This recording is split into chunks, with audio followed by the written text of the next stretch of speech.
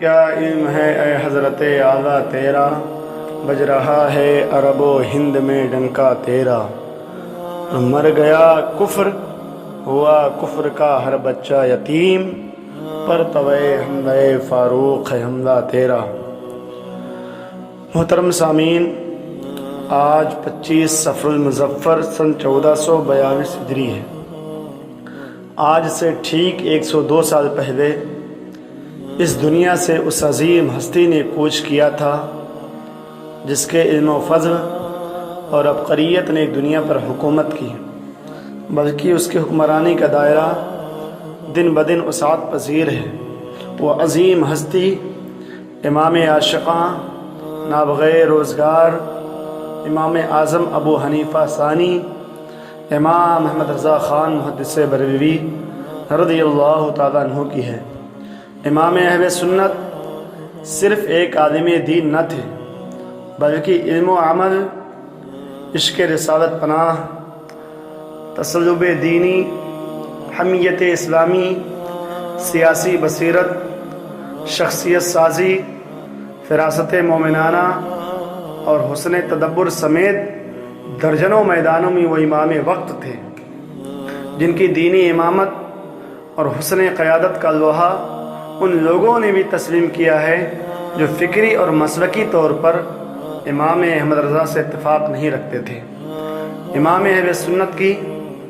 تہدار شخصیت کے کئی ایک امتیازات ہیں جو انہی کا حصہ ہیں۔ سب سے پہلے ان کی خصوصیت یہ ہے کہ ان کی تصانیف میں تقریباً 55 علوم و فنون کی جلوہ گری نظر آتی ہے۔ بیک وقت وہ کئی درجن دینی علوم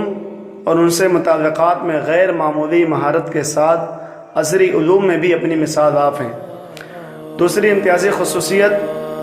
عشق رسول کا جو نمایاں پہلو ان کے ہاں نظر آتا ہے، ماضی قریب میں اس کی مثال مشکل سے ملتی ہے۔ اس کا یہ مطلب ہرگز نہیں کہ ماضی قریب کے علماء میں یہ ایمانی حرارت نہ تھی جس کے بغیر ایمان بھی کامل نہیں ہوتا، لیکن اس کا یہ مطلب ضرور ہے کہ جس شان کے ساتھ بہت دور سے ہی امام اہل سنت کے ہاں یہ عنصر پہچان میں آتا ہے، اوروں کے ہاں یہ بات نہیں۔ تیسری امتیازی خصوصیت یہ ہے کہ دینی کتابوں سے علاقہ رکھنے والے باریک بھی اہل علم و ذوق اس بات کی تصدیق کریں گے کہ دینی تسلق کا جو رنگ امام اہل سنت کے ہاں ملتا ہے، ماضی قریب بلکہ ماضی بعید میں بھی کافی دور تک وہ رنگ نظر نہیں آتا۔ اس اجمال کی مزید تفصیل علم کلام کی کتابوں کے مطالعے سے حاصل کی جا سکتی ہے۔ اور چوتھا امتیازی خصوصیت یہ ہے، ایک زاہد بوریا نشین جس کا شبانہ روز شغل خدمت علم و دین رہا ہو، اس کی سیاسی بصیرت اور فکری گہرائی کس قدر ہو سکتی ہے، اس کا اندازہ لگانا بہت مشکل ہے۔ لیکن امام اہل سنت کا وہ بھی امتیاز یہ بھی ہے کہ انہوں نے اپنے زمانے پر نہ صرف گہری نظر رکھی بلکہ حالات سے بہت اوپر اٹھ کر کرامتی انداز میں ایسی مدبرانہ قیادت فرمائی کہ آج 100 سال بعد ان کی قیادت کے داد دیے بنا کوئی چارہ نہیں۔ یہ بات صرف دو ایک اتفاقی مسائل میں نظر نہیں آتی، بلکہ آزادی سے ٹھیک پہلے کی پتہ میں کوئی سینکڑوں مسائل میں ایسے تھے جن میں انہوں نے اپنے حسن قیادت اور اصابت رائے کا لوہا منوایا۔ پانچویں امتیازی خصوصیت یہ ہے کہ یہ خوبی رہی ہے اسلام کی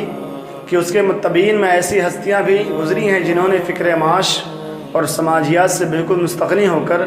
مکمل طور پر اپنے آپ کو خدمت دین کی وقف کر دیا ہو۔ ماضی قریب میں امام اہل سنت کے علاوہ اس کی مثالیں کم ملتی ہیں۔ چھٹی امتیازی خصوصیت یہ ہے، کامیاب قیادت کا سب سے نمایاں پہلو ہوتا ہے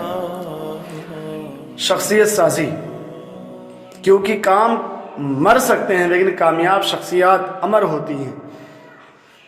امام اہل سنت کی زندگی کا حیران کن پہلو یہ ہے کہ ان کی چٹائی نے پوری سادگی کے ساتھ اپنے وقت کے بڑے بڑے کج کلاہوں کو سر نیاز خم کرنے پر مجبور کر دیا۔ امام اہل سنت کے آستانے سے ایک ایسی ٹیم تیار ہوئی جو مدتوں بعد کسی استاذ یا کسی رہنما کا مقدر ہوتی ہے، بلکہ سچ یہ ہے کہ ایسے تلامذہ تیار کرنے والے استاذ کو کار شخصیت سازی کے علاوہ کسی کام کے لیے فرصت ملنی ہی نہیں چاہیے تھی، جبکہ یہاں حال یہ ہے کہ جیسے کامیاب تلامذہ صدر الشریعہ حضور شیر شہر سنت، حضور مبلغ اسلام اور حضور علامہ عبدالوحد پیلی بھیتی، حضور علامہ ظفر الدین بہاری، دیگر خلفاء تیار کیے ہیں، ویسے ہی بہت بڑی تعداد میں نایاب تحقیقی تصانیف کا تحفہ بھی دیا ہے۔ آپ کے تلامذہ اور خلفاء کی فہرست پر نظر ڈالنے سے اندازہ ہوتا ہے کہ آپ نے فقہ و فتاوی، علوم حدیث، سیاست، طریقت اور تبلیغ اسلام جیسے ان تمام میدانوں کے لیے رجال فراہم کیے جو بالواسطہ یا بلا واسطہ اسلام کے فروغ و استحکام سے متعلق ہیں۔ ساتویں امتیازی خصوصیت، باطل فرقوں کے رد و ابطال کے لیے آپ نے تنہا اتنا زیادہ اور اتنا باوزن مواد فراہم کر دیا ہے کہ اب اس مواد کی تصحیح و تجدید اور جدید انداز میں پیشکش کے علاوہ مزید محنت کی کچھ خاص ضرورت نہیں۔ آٹھویں امتیازی خصوصیت، عقائد و معمولات اہل سنت کو جس تحقیقی، معیاری، مدلل، خوبصورت اور علم کلام کے جدید لہجے میں امام اہل سنت نے پیش کیا ہے، ابطال باطل کی طرح اس سلسلے میں بھی اہل سنت کو اس مواد کی تصحیح و تجدید اور جدید انداز میں پیشکش کے علاوہ مزید محنت کی کچھ خاص ضرورت نہیں۔ نویں امتیازی خصوصیت، اپنے فتاوے میں جدید فقہی مسائل کے حل کے لیے امام اہل سنت نے تنہا جس قدر اصابت رائے کے ساتھ مدلل اور مفصل کام کیا، آج بڑی بڑی انجمنیں وہ کام نہیں کر پا رہی ہیں۔ 10ویں امتیازی خصوصیت، الکلمۃ الملہمہ کے ذریعہ فلسفہ کے بکواس اور ضلالتوں کے سلسلہ وار بتوں کو جس تحقیقی انداز میں آپ نے زمین دوز کیا، حضرت امام غزالی کے بعد اس کی مثال نہیں ملتی۔ یہی حشر مقامی الحدید کے بعد منطق کا ہوا۔ اور 11ویں امتیازی خصوصیت، فوز مبین کے ذریعہ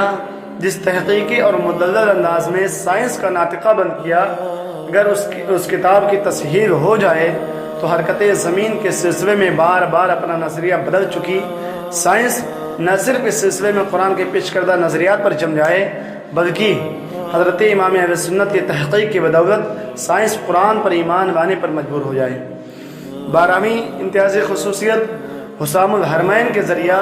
امام اہل سنت نے تحقیق کے معیار کے ساتھ تصدیق کے تسلسل کا بھی ایک خاموش سبق دیا ہے،